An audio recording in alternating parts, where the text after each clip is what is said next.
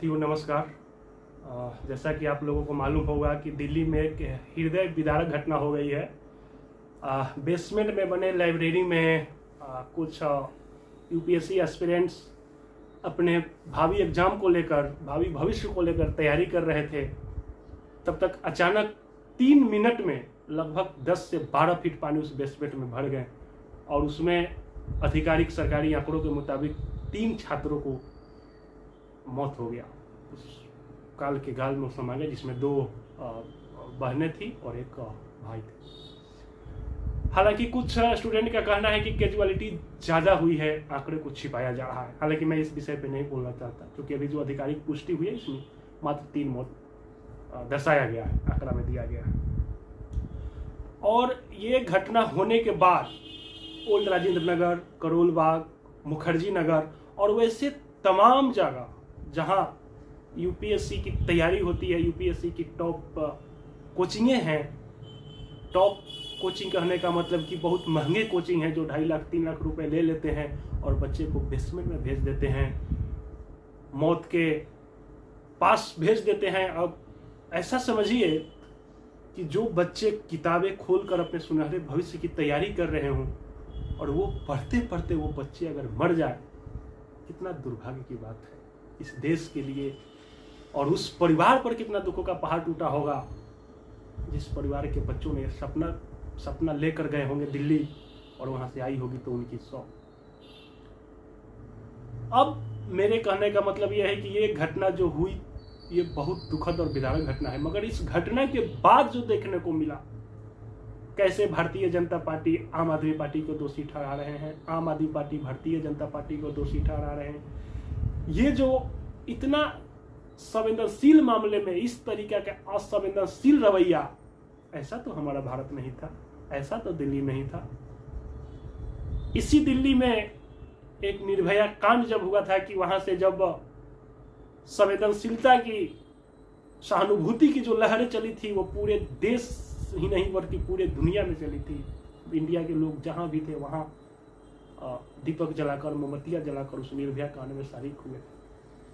यही दिल्ली है कि जब अन्ना हजारे भ्रष्टाचार तथा कथित भ्रष्टाचार विरोधी रैली कर रहे थे, पूरे देश को लोगों ने उनका जहां थे वहीं से लोगों ने साथ दिया और नारा लगाया कि अन्ना नहीं आंधी है, देश का दूसरा गांधी है। मगर आज जब छात्र जायज मांगों पे धरने पर बैठे हैं, 24-24 घंटे बैठ रहे हैं। मैंने कल रात में वीडियो देखा कि 12:30 बजे 1 बजे रात में ओल्ड राजेंद्र नगर में छात्र बैठे हुए हैं और तभी बिजली काट दी जाती है, फिर भी छात्र नहीं उठते हैं।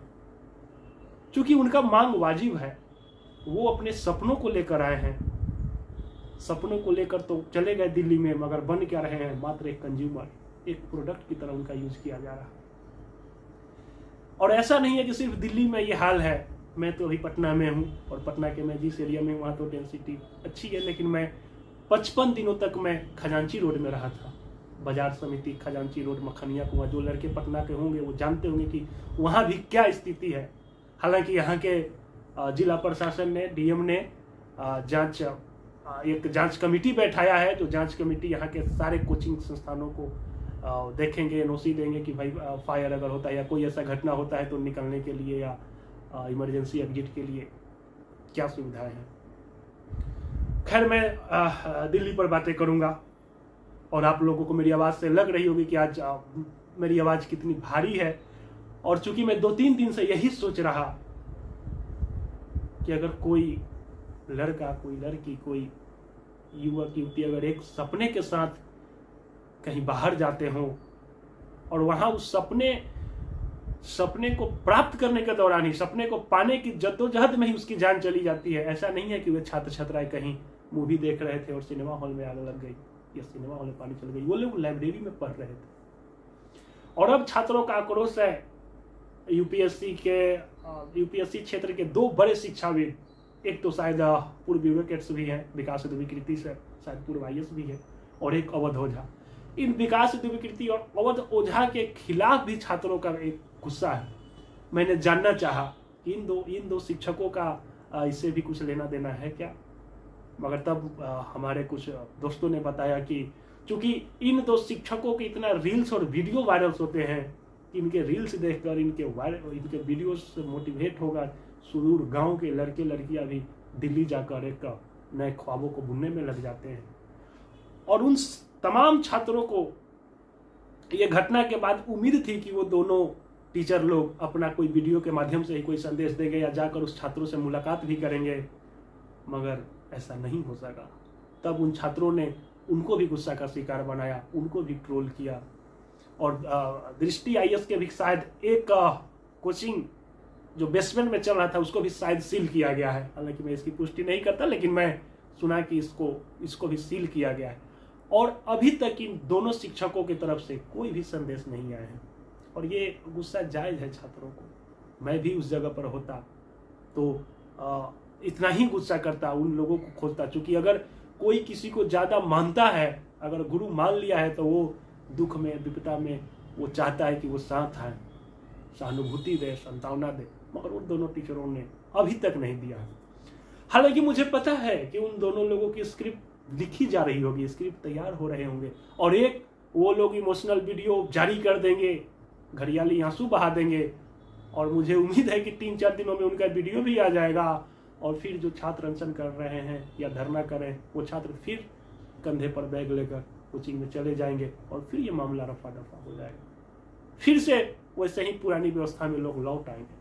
मगर उन परिवारों की तरफ से सोच कर देखिए जिनके बच्चे गए। हम लोग यही सोच कर रह जाते हैं कि अरे ये मरा, इसके साथ घटना हुई, उसके साथ हुई। मगर हम लोग ये क्यों नहीं जानते कि ये घटना बढ़ते बढ़ते बढ़ते बढ़ते मेरे साथ भी तो हो सकती है, हमारे परिजनों के साथ भी तो हो सकती है।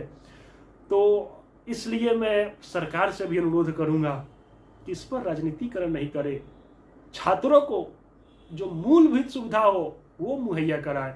अभी तो आज तक के एंकर सुधीर चौधरी, बहुत नामी गिरामी एंकर है, वो कल गए और छात्रों के लिए पूरा कवरेज किया। वो उनको न्यूज़ बहुत अच्छा लगा उनका। वो बेसमेंट में बने लॉज में भी गए, छात्र जहां खाना खाते हैं उस होटल में भी गए और सारी नाकामी को उन्होंने पर्दाफाश किया।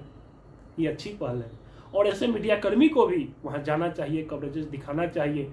और उन शिक्षकों का भी दायित्व बनता है जो मोटी रकम ले लेकर छात्रों को बेसमेंट में भेज देते हैं बनने के लिए।